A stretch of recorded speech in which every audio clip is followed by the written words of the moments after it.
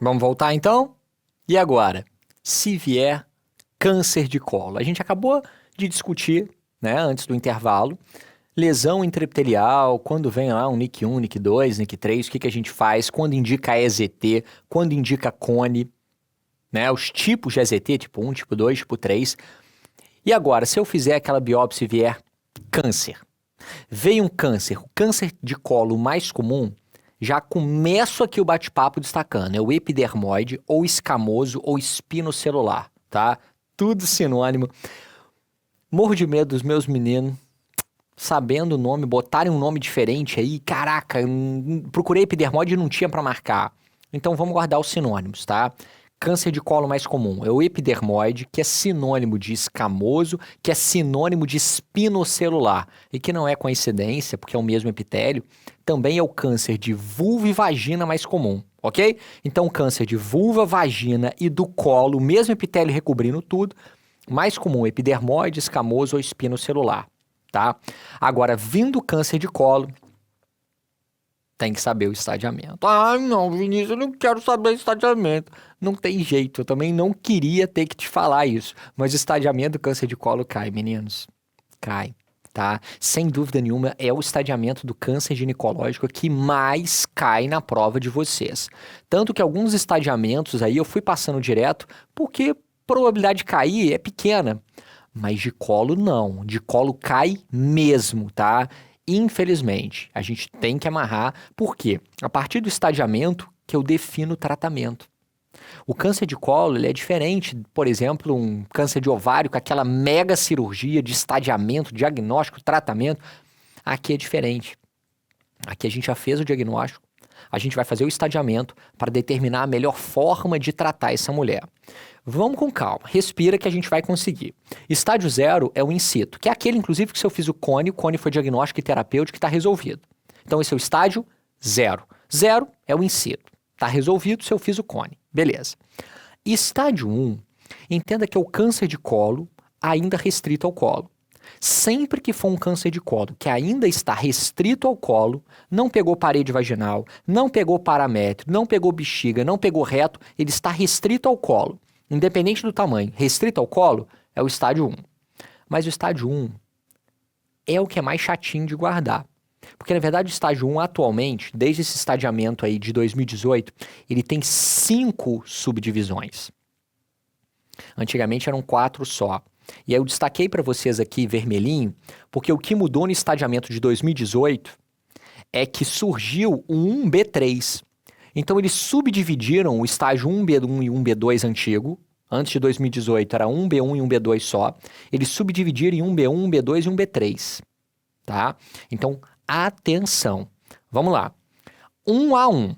1A1 tem um câncer, mas ele é um microinvasor, tá? Porque ele tem menos de 3 milímetros aqui, tá? De invasão. Então, esse é 1A1. O 1A2, ele tem de 3 a 5 milímetros de profundidade. Mas perceba que ainda é bem pequenininho, né? É uma lesão que a gente depende até da colposcopia. Agora, a partir do 1B1, a lesão já é macroscopicamente visível. A partir de 1B1, já é uma lesão visível, porque é de meio centímetro até meio milímetro, perdão, 0,5 centímetros, né? Até 2 centímetros. Então, de 5 milímetros a 2 centímetros. Isso daí é o 1B1, então já é visível. 1B2, 2 centímetros a 4 centímetros. E o 1B3, maior ou igual a 4 centímetros. Olha, calma, porque essa é a parte do estadiamento que tem uma decorebinha mesmo, tá? O resto é só entender. Então, respira. Se você entender isso daqui, acabou o estadiamento do câncer de colo, vai ser uma matinha. Mas a gente tem que guardar esses números. 3, 5, então menos de 3 milímetros, 3 a 5 milímetros, 5 milímetros a 2 centímetros, de 2 centímetros a 4 centímetros e maior ou igual a 4 centímetros, tá? Lembrando que, a partir do momento que ele é bem visível, já deve ter passado ali realmente para o 1B1 em diante, porque já é uma lesão com 1,5 centímetro até 2, 1B1, tá bom? E é importante guardar essa diferença? Vinícius, eu posso só guardar que o 1 é restrito ao colo? Não pode, porque para cada item desse tem um tratamento diferente. Então você tem que saber mesmo definir esse estadiamento, é a partezinha que infelizmente tem uma decoreba. A partir daqui, não tem decoreba. Vou te mostrar. Porque, na verdade, o câncer de colo ele tem uma maneira previsível de invadir. O câncer de colo, ele invade por continuidade e por contiguidade. O que significa isso? Ele vai invadindo quem está perto. Ele tem um movimento previsível. O câncer de colo, ele não vai pular do colo para terço inferior da vagina. Não, claro que não. Ele sai do colo, primeiro ele vai descer e pegar a parte de cima da vagina. Então, ele vai descendo, pegando quem está perto, ok? E pegando também do lado quem está perto. Então, ele vai um pouquinho para baixo, um pouquinho para o lado. É assim que você vai guardar. O câncer de colo, quando ele invade, ele vai sempre assim, um pouquinho para baixo, um pouquinho para o lado. Depois mais para baixo, depois mais para o lado. Pegou tudo para baixo, pegou tudo para o lado, ele vai para frente e para trás. O câncer de colo pega quem está perto primeiro. Ele só dá metástase à distância depois que já pegou todo mundo que está perto dele. Então, quando ele sai do colo, deixou de ser estágio 1, ele saiu do colo.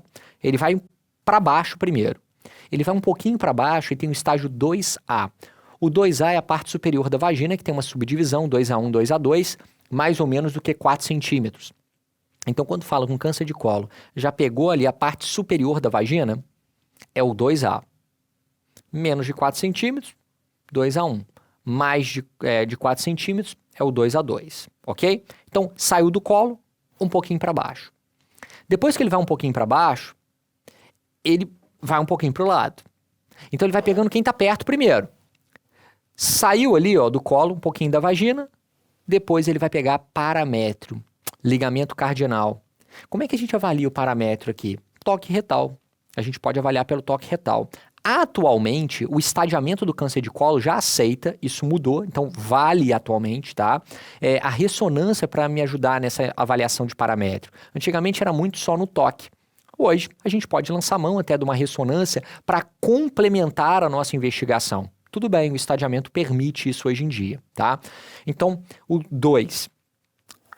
A pegou a parte de baixo, pegou a parte de cima da vagina. O 2B pegou paramétrio, ligamento cardinal, aquele ligamento ali, McEnroe, aquele ligamento que fica do lado do colo ali, que a gente avalia no exame físico pelo toque retal. O 3, lembra que ele vai um pouquinho para baixo, um pouquinho para o lado. Então, ele foi um pouquinho para baixo, pegou a parte de cima da vagina, um pouquinho para o lado, paramétrio. No 3, ele vai tudo para baixo no 3A e pega até o terço inferior da vagina. Depois ele vai tudo para o lado e pega a parede pélvica, dá hidronefrose, pode dar exclusão renal. Então, mais uma vez, exame de imagem que vai dizer para mim que tem uma hidronefrose, que tem uma exclusão renal, tá? Então, a gente vai precisar de uma ultrassonografia, vai precisar de uma ressonância aqui para a gente conseguir avaliar essa extensão para a parede pélvica. Então, o exame radiológico hoje, ele ajuda na complementação do nosso estadiamento. Ó, 3A até a parte de cima da vagina, até a parte de baixo da vagina. 3B, toda a parede pélvica. Então, se eu peguei tudo da vagina, fui até lá embaixo, peguei toda a parede pélvica, tudo pro lado, quem que falta ainda? Bexiga e reto. Então, no 4, ele vai pegar bexiga e reto, uma mudança do estadiamento que eu também destaquei aqui vermelhinho para você perceber, é que a alteração de linfonodo atualmente também entra nesse estadiamento, não tinha 3C antigamente. Como é que eu vou ver esse linfonodo, por exemplo? Ressonância vai me ajudar a ver. Mais uma vez, exame de imagem me ajudando. Antigamente, não mudava estadiamento fazer exame de imagem. Hoje muda. Então, tenho 3C aí para a gente ver esses linfonodos. E chegou no 4A, bexiga e reto. Chegou no 4B, é metástase à distância, tá? Então, entenda. Câncer de colo, ele invade, vou repetir, por continuidade, pegando quem está perto, e contiguidade. Pegou tudo para baixo, pegou tudo para o lado, aí ele pega para frente, para trás, bexiga e reto, para depois dar metástase à distância. Tudo bem? Então veja que às vezes uma questão vai falar, paciente tem uma lesão sangrante ali, tumoração no colo, toque retal, paramétrio comprometido. Peraí, paramétrio comprometido já é pelo menos 2B. Fiz exame de imagem, hidronefrose, pulou para 3B. Paciente tem um tumor de colo que invade até o terço inferior da vagina. Opa, já é um 3A, tá? Ah, já invadiu bexiga, já é um 4A. Tudo bem? Se entendeu o estadiamento, que é mais difícilzinho mesmo, mas você vai conseguir, vai dar certo. O tratamento é mamatinha. Respira. Tem gente que assusta aqui. Não, aqui você não assusta não. Aqui fica tranquilo, que aqui você vai dominar. Por quê? Como é que trata câncer de colo? Câncer de colo trata basicamente de 3 formas. Ou é com cone, ou é com esterectomia, ou é quimiorradioterapia. Basicamente é isso. Só isso. Você vai escolher se é cone. Cone já vou te avisar que é só o estádio 0, então já tirei uma opção. Ó, o cone é só para o estádio 0. Por isso que quando faz aquela biópsiazinha, só a biópsia, tira só um pedacinho na colposcopia, tirei só um pedacinho, veio carcinoma in situ, aproveita e faz o cone. Se o cone confirmar que é só in situ, já está diagnosticado, tratado. Beleza. A partir daí, a gente agora não vai fazer só o cone geralmente, porque é pouco. Quando já é um câncer invasor, o 1 a 1, eu já prefiro fazer uma esterectomia. Chuta pra mim. Eu vou falar de 3 esterectomias. Tem a tipo 1, tipo 2, tipo 3. CGO, meninos. Qual esterectomia que eu escolho no 1A1? 1A1. Que esterectomia que você quer? 1A1 é a esterectomia tipo 1. 1A1. Esterectomia tipo 1. É a esterectomia ali simples que a gente tem. 1A1, esterectomia tipo 1. Se ela quiser muito ter filho, se ela não tem filho, não tem prole constituída, como o 1A1 não é menos de 3 milímetros, o cone não tira em torno de 2 a 2,5 centímetros. Se é 1A1, eu tô tirando com o cone até com uma certa margem. Tudo bem, mas é tratamento de exceção. É se ela quiser muito ter filho. Não é a questão da mulher de 60 anos que chegou com 1A1. Aí você vai marcar a esterectomia tipo 1. Tá bom? Beleza? Então botei HT, que é a esterectomia total, claro, tá? Corpo e o colo do útero. Agora, 1A2, chuta qual é a esterectomia que eu quero. Eu vou repetir. A gente vai falar de esterectomia tipo 1, tipo 2, tipo 3. 1A1, esterectomia tipo 1. 1A2 vai ser esterectomia o quê? Tipo 2, meninos. Padrão esterectomia tipo 2. E aqui eu destaco que a gente já tem que fazer a linfadenectomia. O câncer de colo, como a maioria dos cânceres ginecológicos, a disseminação preferencial é linfática. Tirando o ovário, que a disseminação preferencial ela é transcelômica, para cavidade peritoneal, os outros cânceres ginecológicos, mama, colo, endométrio, linfático. Então aqui, ó, eu já começo a ter que fazer a linfadenectomia.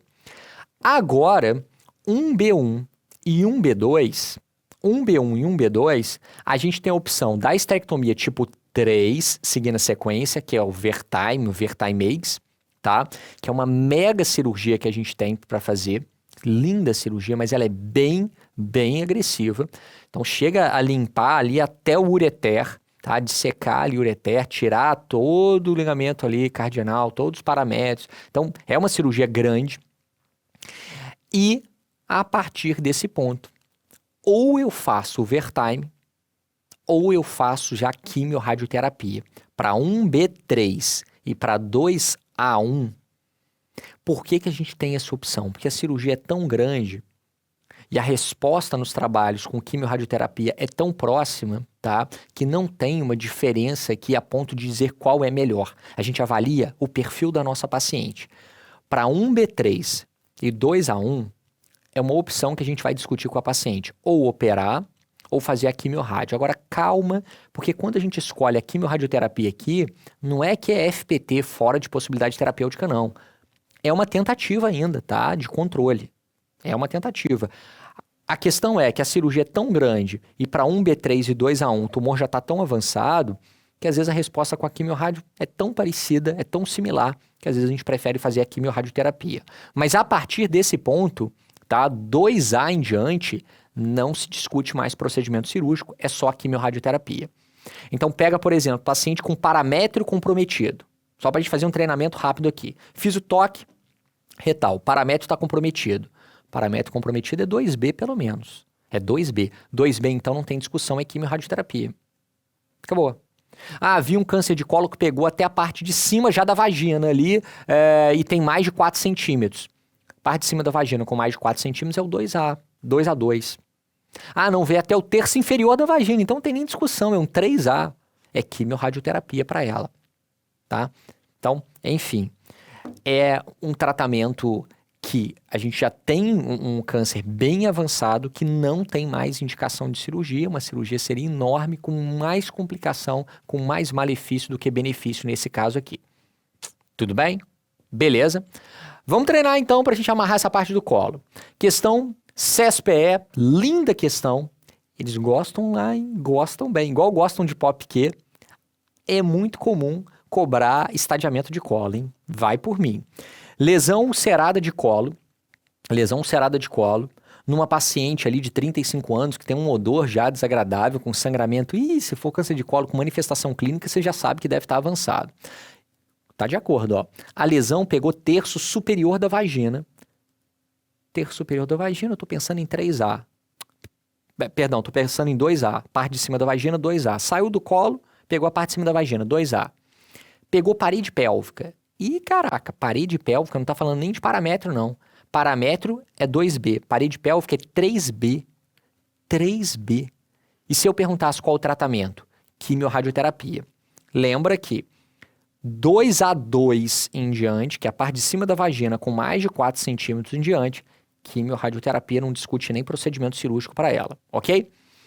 Paciente 45 anos, sem comorbidades, tem histopatológico de câncer de colo 1B1. Por que eles adoram cobrar 1B1? Por que adoram cobrar 1B1? Porque 1B1 é a clássica indicação do Vertaimegs, que é aquela esterectomia radical tipo 3, esterectomia ampliada, que vai dissecar lá todo o paramétrio até o ureter. É uma cirurgia grande, tira a parte de cima da vagina. Então, uma cirurgia grande, mega cirurgia, linfadenectomia. Então, 1B1, 1B2, indicações aí do Vertaimegs pra gente. Paciente de 52 anos, sangramento ali durante relação, e aí na hora do exame especular, lesão vegetante. Toque retal, dor e nódulo no ligamento cardinal. Se tem ali ligamento cardinal, paramétrio comprometido, já é pelo menos um 2B. Biópsia, carcinoma epidermoide mesmo. Veja que eu não falo nem de colposcopia, citologia, não. Já tem um baita tumor, já dá para ver onde faz a biópsia logo. E veio realmente epidermoide escamoso espinocelular. Meninos, vejam, se essa paciente já tem nódulo na topografia do ligamento cardinal bilateralmente, essa paciente aqui, ela não tem indicação de nada de cirurgia. É quimiorradioterapia. Você vai riscar qualquer outro procedimento aqui cirúrgico. Ok? Lembra que 2A2 em diante você já vai para quimiorradioterapia. Beleza? Maravilha. Vamos fechar a nossa aula então, meninos? Não, mas não é para fechar agora, não fecha o computador não, menino. Calma. Vamos fechar com o endométrio, que é mais simples, é mais rápido, mais direto e não menos importante. O câncer de endométrio, na verdade, ele tem um perfil nos fatores de risco que foge completamente ao que a gente acabou de ver na parte do colo. Completamente. Vou beber minha água aqui, que senão minha fono briga comigo. Olha só. Quando a gente fala de câncer de colo de útero, o que a gente ficou conversando o tempo todo? HPV é o principal, HPV é o principal. Então eu tô falando de infecção sexualmente transmissível. E endométrio. Completamente diferente. Completamente. Eles adoram cobrar fator de risco para câncer de endométrio, inclusive porque também tem fator de proteção. Adoram cobrar isso. Já tô te contando, tô te dando a dica. Como é que você vai guardar os fatores de risco para câncer de endométrio? O oposto do câncer de colo. O que seria o oposto, absolutamente o oposto do câncer de colo, que esse tem a ver com relação sexual, com HPV, com múltiplos parceiros? Você vai pensar numa freirinha, ok? De maneira assim, bem respeitosa, tá, meninos? É só questão didática aqui para vocês. Pensa numa freirinha, gordinha, branquinha, mais velhinha. Não é essa a imagem, né? Então, olha, questão só didática. Uma freirinha, gordinha, branquinha, mais velhinha, é o nosso perfil para o câncer de endométrio. Por quê? Olha, obesidade é fator de risco. Idade avançada, câncer de endométrio aparece classicamente em mulher mais velha, bem mais velha do que a do colo. Bem mais velha do que a do colo. A gente olha aqui, raça branca é fator de risco para câncer de endométrio. E eu te pergunto, quando você pensa em freirinha, multípara ou nulípara? Olha só, pelo estigma, tá? A gente pensa muito mais no nulípara, né? Então, o que a gente já tem? 4 dos principais fatores de risco aqui, ó. Ó, freirinha mais velha, gordinha, branquinha e nulípara. Os 4 primeiros fatores de risco. Obesidade, idade avançada, nuliparidade e raça branca. Os fatores de risco principais. Além disso, o câncer de endométrio, o tipo clássico, tá? O câncer de endométrio mais clássico de todos, ele tem a ver com a ação estrogênica sem a oposição da progesterona. Se ele tem a ver com a ação estrogênica sem a proteção da progesterona, a progesterona protege endométrio, isso vai ficar na tua cabeça, hein? Ó, a progesterona protege endométrio, progesterona protege endométrio. Então, se eu tenho uma paciente com anovulação crônica, por exemplo, paciente com síndrome dos ovários policísticos, anovulação crônica hiperandrogênica, se não tratar, pode dar um câncer de endométrio numa mulher jovem. Ação estrogênica só proliferando. Uma hora pode fazer uma hiperplasia, atipia e câncer de endométrio nela. Outra situação é que a diabética, ela também tem um risco adicional. Existe uma polêmica em relação à hipertensão, enfim, mas diabetes ninguém discute. Diabetes é fator de risco. Síndrome de Lynch 2. Quiserem cobrar na prova de vocês aí, essas síndromes aí mais raras, síndrome de Lynch 2 associada a câncer de endométrio. Lynch 2, lembra? Lynch lá, câncer de intestino lá, não polipoide. Hiperplasia atípica é uma lesão precursora de endométrio. Como no colo, no endométrio também tem uma lesão precursora, que é a hiperplasia com atipia. A hiperplasia com atipia é uma lesão precursora. E aqui, o legal no endométrio é que a hiperplasia já dá manifestação. No colo, aquele NIC2, NIC3, aquelas precursoras eram assintomáticas, geralmente. Aqui, a hiperplasia geralmente já dá sintoma, já dá sangramento, já te avisa logo, tá? Só que ainda vou falar bem abertamente. Saber os fatores de risco não é suficiente. Você tem que saber qual o fator de risco mais importante. Sim, você tem que saber destes fatores qual é o principal fator de risco para câncer de endométrio. Porque às vezes eles te perguntam isso na prova. Aí você fala, não, Vinícius, mas aí eu vou pegar a questão, vejo um fator e marco. Então vamos lá. Questãozinha da Anhiggs. Qual o fator de risco mais importante para o desenvolvimento do carcinoma de endométrio? Qual é o mais importante? Letra A. Nuliparidade é fator de risco. Nuliparidade é fator de risco. Menopausa tardia é fator de risco. Ué, por quê? Porque, meninos, é tumor hormônio dependente. Quanto mais tempo de exposição hormonal, maior a chance do estrogênio causar uma atipia, uma maluquice ali naquele endométrio e câncer. Então, menopausa tardia, menarca precoce, tempo de exposição hormonal, diabetes, fator de risco também para câncer de endométrio, tamoxifeno. Gosto de aproveitar a questão para puxar conceito aí. O tamoxifeno, a gente discute ele na parte de câncer de mama, lembra? Tamoxifeno pode ser utilizado como hormônio terapia. Tamoxifeno pode ser usado em algumas situações, pacientes de altíssimo risco, até como uma quimioprevenção para câncer de mama. Você pega uma paciente com altíssimo risco de câncer de mama e pode discutir o uso de tamoxifeno como prevenção, tá? Pode. Na mama, ele tem uma ação antagonista do estrogênio, ele protege a mama, mas ele tem um problema. O tamoxifeno ele é chamado de SERM. SERM, o que é um SERM? S-E-R-M.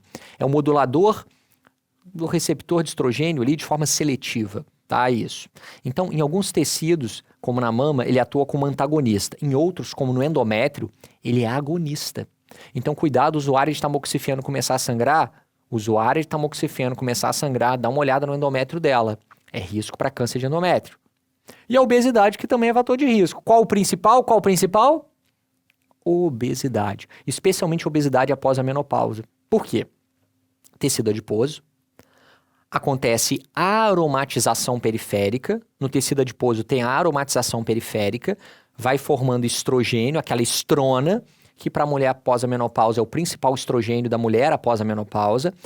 E que se ela for uma paciente obesa, produzindo muita estrona, pode chegar a estimular esse endométrio dela. Então, obesidade, especialmente após a menopausa, é o nosso principal fator de risco aqui. Ok? Julgue os itens seguintes. Papel do estrogênio no desenvolvimento da maioria dos cânceres de endométrio é claro. Todo fator que aumente a exposição a estrogênio sem oposição, sem a proteção da progesterona. Sem proteção da progesterona, aumenta o risco de câncer de endométrio. Perfeita, assertiva. Perfeita. Como a anovulação crônica, por exemplo. Tá? Então, certinho. Mas também, a gente sabe que tem fator de proteção. A progesterona não protege endométrio? A progesterona não protege endométrio? Vamos lá. Cada um dos seguintes itens é fator de risco para câncer de endométrio, exceto nulliparidade é risco? Sim. Multípara, muitas gestações, na gestação tem progesterona, gestação tem progesterona, gestação tem progesterona. Nulípara, não. Obesidade, risco. Diabetes, risco. Hipertensão, é aquele polêmico, tem gente que bota, tem gente que não bota hipertensão. Diabetes com certeza é. A polêmica da hipertensão é que tem gente que considera como fator de confusão. Porque, poxa, paciente obesa, paciente diabética deve ser hipertensa também. Então tem autor que bota, tem autor que não bota hipertensão, tá? Agora, contraceptivo oral, se eu estou usando um contraceptivo oral, se eu estou usando um contraceptivo hormonal, no mínimo tem progesterona. Tem contraceptivo só de progesterona, tem contraceptivo de estrogênio e progesterona. Se eu estou dando progesterona, eu estou dando um fator de proteção, meninos. Por isso que eles amam. Eles, assim, salivam na prova para botar fator de risco e proteção aqui. Isso é muito importante no endométrio. O fator de proteção para o endométrio é dar ou expor a progesterona. Então, imagine, multípara, muitas gestações, muita progesterona. Contracepção com progesterona, DIU de progesterona, pílula de progesterona, injetável trimestral, injetável mensal também, porque se tem estrogênio tem que ter progesterona no contraceptivo. Então, basicamente, todo contraceptivo hormonal, ok? Vai ter proteção, porque tem progesterona ali pra gente. Um DIU de cobre não, porque não é hormonal, aí ele não confere essa proteção adicional aqui. Mas percebeu que teve um fator que eu pulei? Até pulei, né, meninos? Poxa vida. Cuidado com o tabagismo. Por endométrio, tem substâncias no tabaco que tem efeito antiestrogênico. Não é pra você começar a fumar por isso não, hein? Eu tô de olho, tá? Senão não morre de endométrio e morre de câncer de pulmão. Tu para com isso. Mas o tabagismo, ele entra como fator de proteção para endométrio. Cuidado com essa pegadinha na tua prova, tá? Cuidado com essa pegadinha. Tabagismo é fator de risco para um monte de coisa que a gente viu ao longo do ano. Um monte, tá? Até para o câncer de colo que a gente acabou de discutir, tabagismo também entraria. Tá? Câncer de colo entraria, para câncer de ovário entra, para descolamento prematuro de placenta, para placenta prévia, para gravidez ectópica, tem um monte de fator de risco que entra aí tabagismo. Mas para endométrio é proteção, tá bom? Cuidado com essa pegadinha aí na tua prova. Como é que é a clínica? Geralmente é um sangramento na pele pós-menopausa, tá? O paciente começa a sangrar na pele ou pós-menopausa, num período climatérico ali, desconfie que pode ser um câncer de endométrio. A gente vai fazer a ultrassonografia transvaginal, passei o espéculo, mulher no climatério ali, passei o espéculo, olhei, vi que o sangue vem da cavidade uterina, após a menopausa, presta atenção nisso, após a menopausa, eu considero o endométrio suspeito quando ele está acima de 4, 5 milímetros. Estou falando 4, 5 porque tem divergências na literatura, tá? Então, enfim. A partir de 4 ou 5 milímetros, geralmente a banca então vai botar 6 para não ter perigo, tá? Mas a partir de 4, 5 milímetros, para quem não usa terapia hormonal, tá demais. Porque uma mulher após a menopausa, que tem um endométrio com mais de 4, 5 milímetros, sem usar terapia hormonal, eu tenho que imaginar que de alguma forma esse endométrio está crescendo além do que deveria. Tinha que estar atrófico, tinha que estar atrofiado. Agora, se ela usa terapia hormonal, eu tolero até o dobro. Então, seria um endométrio ali com mais de 8 milímetros, por exemplo, para usuários de terapia hormonal. Então, para mulheres usuárias de terapia hormonal, eu tolero até 8. Sem terapia hormonal, eu tolero até 4 ou 5 milímetros aqui naquela ultrassonografia transvaginal, ok? Então, peguei a paciente, peri pós-menopausa, sangramento anormal, passei espéculo, veio da cavidade uterina, ultrassom transvaginal para avaliar esse endométrio aqui. Tem uma outra dica que é a seguinte. Na colpocitologia, preventivo, se você encontra célula endometrial na amostra, porque sempre vem amostra, tecido, aí tá lá, epitélio escamoso, epitélio glandular, isso é o ideal. Tem que ter os dois ali, idealmente, para mostrar que a coleta foi com uma técnica legal. Se aparecer célula endometrial numa mulher após a menopausa, estranho, né? Por que que uma mulher após a menopausa vai estar descamando endométrio, se era para estar fininho, se era para estar atrofiado? Esse endométrio está grande demais. Então é uma dica que pode aparecer, tá? Na colpocitologia, lembrando que colpocitologia não é para rastrear câncer de endométrio, é para colo, mas ela pode te dar essa dica se você começar a encontrar célula endometrial ali. E como é que a gente vai fazer o nosso diagnóstico então? Diante de uma suspeita, eu vou ter que coletar material para anatomopatológico, tá? Fazer uma biópsia, é isso. Então, endométrio espesso, sangramento perimenopausa, pós-menopausa, a gente vai pegar e vai encaminhar para biópsia. Eu tenho a cureta de novo, que é uma cureta fininha, meninos, pequenininha, que a gente tem no ambulatório. Se o colo tiver um pouquinho abertinho, a gente entra, puxa e sai. Vantagem ambulatorial, desvantagem. Pode dar muito falso negativo. Porque eu não posso ficar entrando e cutucando e fazendo várias aspirações. Não, por quê? Porque a mulher está morrendo de dor, porque ela não está anestesiada. Então, uma tentativa no ambulatório de entrar uma vez e puxar, tá? Mas causa desconforto. Se hoje em dia eu tenho um método que é a histeroscopia, que me permite uma visualização de toda a cavidade uterina, direcionar essa biópsia. Então, a histeroscopia com biópsia é uma biópsia sob visualização direta da lesão. Eu acabo preferindo do que a cureta de novo, que por mais que seja um procedimento ambulatorial. Locais onde a gente não tem histeroscopia com biópsia, a gente também pode lançar mão da curetagem fracionada, curetagem semiótica mesmo, para diagnóstico. Curetar mesmo, tá? Vai para o centro cirúrgico, paciente anestesiada, a gente vai curetar ali, vai raspar todas as paredes, pode fazer guiado por ultrassom também para melhorar ali o resultado, mas ainda assim, é uma técnica às cegas. Eu não vejo a lesão e faço a biópsia. Por isso que em questão de prova, se tiver histeroscopia com biópsia, é o nosso padrão ouro, botei amarelinho, para avaliar a patologia da cavidade uterina. Você entra com a câmera, você faz um inventário da cavidade uterina, olha aqui que bonitinho. Aqui, por exemplo, não tem nada, gente. Tá vendo aqui esse buraquinho? Aqui, ó, osteotubário de um lado, osteotubário do outro. Aqui está o fundo do útero, parede anterior, parede posterior, tem nada, não tem nenhuma lesão. Essa paciente, por exemplo, é uma paciente que sangrou e foi por atrofia. Eu durmo tranquilo. Tem nada. Atrofia também pode dar sangramento, beleza. Então aqui, ó, tem nada.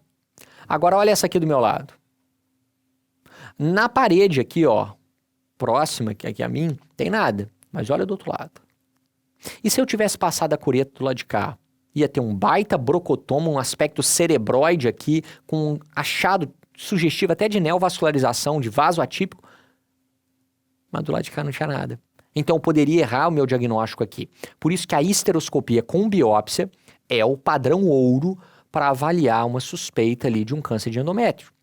Biópsia sob visualização direta. Fiz a biópsia, pode vir uma hiperplasia endometrial, pode vir um câncer de endométrio. Então aqui a gente faz a biópsia, a análise histopatológica vai confirmar para mim se é só uma hiperplasia, que é uma lesão precursora, ou se ela tem um câncer de endométrio. A hiperplasia endometrial, a gente pode ser bem direto, porque o que eles gostam de cobrar é o tratamento. E basicamente hoje a gente separa as hiperplasias em dois tipos: benigna ou sem atipia, que antigamente a gente separava simples sem atipia, complexa sem atipia, simples com atipia, complexa com atipia. Só que aí, um grupo internacional de estudo de câncer de endométrio fez uma nova classificação que hoje, inclusive, faz muito mais sentido, ela é muito mais direta, né? E acaba aparecendo mais. Mas enfim, ela é chamada, quando não tem atipia, seja simples ou complexa, também de hiperplasia benigna. Então, quando falar na tua prova é uma hiperplasia endometrial benigna, eles estão falando da hiperplasia endometrial sem atipia, que também pode aparecer como simples sem atipia ou complexa sem atipia. Desculpa, dane-se se é simples ou complexa. Importante é ter ou não atipia, tá? Não assusta com complexa, não. Se não tiver atipia, a gente inclusive vai dar a progesterona como tratamento preferencial para evitar que essa mulher desenvolva uma atipia e um câncer de endométrio. Esse é o meu objetivo. Tá? Então, uma hiperplasia benigna, ou uma hiperplasia que eles descrevam para vocês, que não tem atipia, dá progesterona para proteger, progesterona protege, para a gente poder evitar essa evolução. E claro, a gente vai fazendo ali um acompanhamento seriado, tem que fazer histeroscopia de controle, tem que ver se a progesterona está dando certo.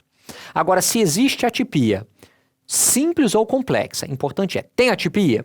Se tem atipia, esse grupo internacional passou a chamar de essa hiperplasia de neoplasia intraepitelial endometrial. Neoplasia intraepitelial endometrial. A sigla é NIE, ou dependendo da região que você é, NIE, tá? Dá no mesmo. Neoplasia intraepitelial endometrial, que é a hiperplasia que tem atipia. Se tem atipia, preferencialmente esterectomia nessa paciente, tá? Aproveita e faz a esterectomia, porque isso é um passo para o câncer de endométrio. Então, hiperplasia que tem atipia, preferencial e esterectomia. Até rima, né? Tem atipia e esterectomia. Tem atipia, esterectomia. Tem atipia e esterectomia. É o preferencial. Vinícius, e se foi naquela paciente com síndrome dos ovários policísticos e a menina tem 25 anos e não tem filho, uma nulípara que quer muito ter filho? Veio atipia, eu sou obrigado a fazer esterectomia? Não, eu estou dizendo que o preferencial é esterectomia. De exceção, se pegar uma mulher jovem, nulípara, sem prole constituída, veio atipia, você quer dar progesterona e depois de 3 meses fazer uma nova avaliação e ver se essa atipia sumiu? Pode tentar, tá? Pode tentar. Se tiver sumido, deu progesterona, sumiu a atipia, manda ela engravidar logo, porque aí com a gestação vai vir mais progesterona e protege, mas é tratamento de exceção, tá? É de exceção. Agora, quando vem o câncer de endométrio, eu pergunto para vocês, qual deve ser o nome do câncer de endométrio mais comum? Meninos, isso é GO, meninos. Tudo bem, eu entendo alguns de vocês não quererem fazer a especialidade, mas, poxa, a gente bota nome fácil nas coisas para ajudar vocês, né? Então a nossa especialidade é muito querida. O câncer de endométrio mais comum, qual tipo? Endometrioide, meninos. Câncer de endométrio, mas como endometrioide. Tem hora na prova que dá até medo. Você fala, não é possível, é tão óbvio assim. É GO, é isso aí, meninos. Ou você acha o quê? O câncer de endométrio mais comum vai ser o quê? Letra A, mamoide, ovarioide, vulvoide. Não, é o endometrioide, meninos. Do endométrio é endometrioide. E o que é bom? O endometrioide tem um prognóstico bem legal. O endometriose, ele é um câncer de endométrio com bom prognóstico, tá? Com bom prognóstico. Aqui, a gente já fez o diagnóstico pela biópsia, concordam? A gente fez o diagnóstico pela biópsia. Eu não estou entrando às cegas. Fiz a biópsia, preferencialmente esteroscopia com biópsia dirigida. Veio, por exemplo, um carcinoma endometrioide ou qualquer outro tipo de câncer de endométrio. O próximo passo é o estadiamento, mas esse estadiamento aqui, ele é cirúrgico, podendo fazer atualmente mudanças recentes de estadiamento, até uma ressonância magnética aqui, ó. A gente pode fazer uma ressonância para avaliar o grau de invasão miometrial e cervical e para avaliar linfonodo. Então, nessas últimas mudanças de estadiamento que a gente teve ao longo dos anos, exame de imagem como no colo de útero, no endométrio, a ressonância, exames de imagem começaram a entrar também para mudar estadiamento e para avaliar, porque antigamente era ponto aqui, era só cirúrgico, não podia fazer exame de imagem, não mudava. Hoje a gente sabe e entrou no estadiamento, que a ressonância é uma ótima parceira nossa aqui. Me ajuda a avaliar bem até antes da cirurgia, invasão miometrial, invasão cervical, essa alteração de linfonodo, e claro que isso é importante para a programação cirúrgica, mas não esqueça que o estadiamento do endométrio, ele é cirúrgico, tá? Você opera e aí você vai ter uma noção do que está acontecendo. O tratamento, então, ele é feito basicamente junto com o estadiamento. A gente vai fazer uma laparotomia. Nessa laparotomia, a gente vai fazer lavado peritoneal. Se tiver líquido peritoneal, a gente aspira. Inventário da cavidade para ver se tem algum implante. Esterectomia total. Anessectomia bilateral, que é a mesma coisa que salpingo ou forectomia bilateral, tanto faz. Anessectomia, tirar os anexos bilateralmente, ou salpingo ou forectomia, tirar trompa e ovário bilateralmente. E a linfadenectomia pélvica e paraórtica, que tem uma interrogação. Alguns advogam de rotina, outros falam para avaliar. E olha que maneiro, aí a ressonância também ajudou bem a gente atualmente, né? Ressonância agora passou a entrar como uma ferramenta legal para ver isso daqui. Porque quando você faz a linfadenectomia, por exemplo, paraórtica, pélvica, claro que isso aumenta tempo de cirurgia, aumenta a complicação.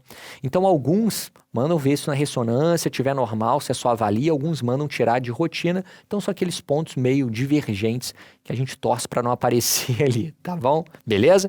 Então aqui quando a gente vai operar, a gente aproveita, fecha o nosso estadiamento para poder definir. Paciente de 65 anos, menopausa aos 52, diabética, obesa, mulher mais velha, diabética, obesa, fez a ultrassonografia endométrio de 10 milímetros, episódio de sangramento vaginal há alguns meses. Piscando pra você, menino, olha essa mulher, vê esse endométrio dela. Você quer repetir o ultrassom para ver se em algum momento ali esse câncer invade, agora pega a bexiga reto? Você quer indicar esterectomia direto sem nem saber o que é? Ou você vai mandar para esteroscopia com biópsia? Cuidado, porque a ablação endometrial é destruir o endométrio. Que isso, gente? A gente tem que fazer diagnóstico, tem que ver o que é isso. Você não vai destruir uma lesão que você acha que é câncer. Claro que não. Então, lesão suspeita, esteroscopia com biópsia. Paciente de 59 anos, sem terapia hormonal, tem um sangramento. Aí o ultrassom mostrou mioma. Meu Deus, deve ser o mioma. E mioma sangra depois da menopausa, menino? Claro que não, né? Mioma não sangra depois da menopausa. Então ele não está causando nada. Esse mioma aí, ó, apareceu de gaiato aqui, ó. Vamos lá. Endométrio dela de 8 milímetros para uma mulher que não usa terapia hormonal, sem terapia hormonal, 8 milímetros está grande demais. Veja que eles fogem geralmente daquela divergência se é acima de 4 ou acima de 5 milímetros sem terapia hormonal. O que a gente tem que fazer com essa paciente? Tem que fazer a esteroscopia. Ah, vão fazer esterectomia porque ela é menopausada. Ah, é um mioma. Pelo amor de Deus. Tem que avaliar esse endométrio, esteroscopia com biópsia, para a gente poder dormir tranquilo ou indicar, às vezes, um procedimento. Paciente 42 anos, 3 partos normais, laqueadora 20, fez esteroscopia diagnóstica por sangramento anormal e espessamento. Histopatológico, hiperplasia endometrial simples sem atipia. Se não tem atipia, é aquela hiperplasia benigna. É a benigna. Se é benigna, vamos preferencialmente dar progesterona para proteger o endométrio dela e a gente vai ficar acompanhando. A gente vai fazer nova esteroscopia de controle para ver se está funcionando e geralmente funciona muito bem. Beleza? Qual das alternativas abaixo contém o tipo histológico mais comum de câncer? Você vai falar, Vinícius, não é possível. Você que inventou essa questão. Eu não inventei não, menino. Tá certo. Prova do Einstein, olha que legal. Presente que você tem na GO. Qual que é o tipo de câncer de endométrio mais comum? Letra A, espinocelular. Espinocelular lembra que é a mesma coisa que epidermoide escamoso. É o do colo, é a da vulva, é a da vagina. Então vamos riscar espinocelular para adiantar a vida? Espinocelular da letra A está fora, espinocelular da letra B está fora. Beleza. O que sobrou agora? Letra C, letra D e letra E. O que nós vamos avaliar? A gente tem que ver também fator de risco. Bem, anticoncepcional hormonal é proteção. Um hormonal combinado tem estrogênio e progesterona. Se for um hormonal só de progesterona, é só progesterona. Importante ter a progesterona, que é a proteção. Então não é risco. A hipertensão é aquela polêmica, alguns botam, outros não como fator de risco. Mas anticoncepcional hormonal, com certeza, ele é proteção e não risco. Vamos lá. Terapia estrogênica, só estrogênio numa mulher após a menopausa, jamais, né? Se a mulher tiver útero, eu só posso fazer terapia combinada. Se a mulher tem útero, terapia hormonal para ela tem que ser combinada, estrogênio e progesterona. Eu só poderia fazer terapia hormonal estrogênica isolada se é uma mulher esterectomizada. Se ela não tem útero, eu posso fazer a terapia hormonal dela só com estrogênio. Aí tudo bem. Multiparidade, olha, na gestação eu tenho progesterona. Seria, poxa, na verdade, fator é de proteção, então, a multípara. Lembra que a nulípara, a velhinha, branquinha, gordinha, nulípara, que a gente acabou de mostrar. Então, sobrou pra gente quem, meninos? Só a letra D. Qual é o câncer de endométrio mais comum?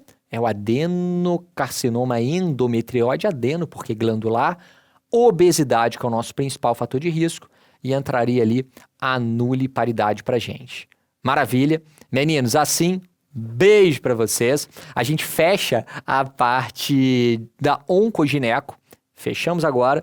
Ginecologia 5, olha que legal. Olha quanto que a gente já caminhou. Respira fundo. Eu sei que nessa época começa a bater uma ansiedade muito grande.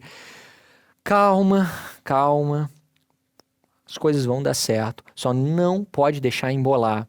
Então, Vinícius, poxa, agora que você falou que não pode deixar embolar, eu tô mais desesperado. Não, fica tranquilo.